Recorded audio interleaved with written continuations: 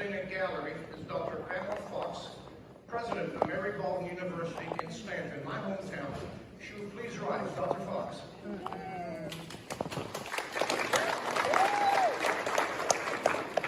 Dr. Fox has become a fixture of my hometown of Stanton since 2003. I had the privilege of welcoming her as mayor of the city of Stanton at that time.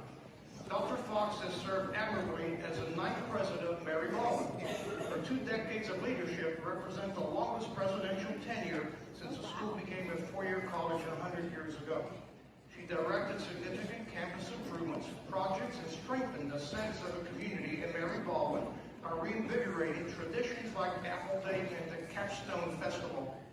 During her tenure, Dr. Fox oversaw the creation of more than 30 degrees and programs, including the Bachelor of Autism Studies and Applied Behavior Analysis, the first program of its kind in the Commonwealth of Virginia.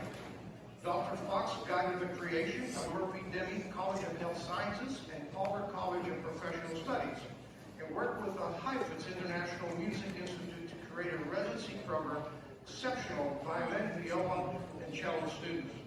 Celebrating Mary Baldwin College's 175th anniversary in 2016, Dr. Fox announced the institution would be renamed as Mary Baldwin University to better reflect its revolving mission and advanced academic offerings.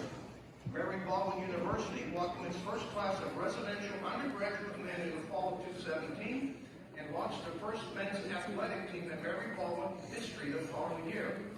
Thanks to Dr. Fox's visionary strategies, Mary Baldwin achieved record growth in enrollment the largest incoming class in university history in 2019. I would like to also acknowledge Dr. Fox's husband and friend and steadfast partner, Dan Lehman, for his invaluable contribution to both Mary Baldwin University and the entire region through his devoted civic leadership and community support as president and CEO of the Community Foundation of Central Blue Ridge. Dr. Fox has earned many awards and accolades during her professional career. She is an excellent steward of Mary Baldwin, example of our community.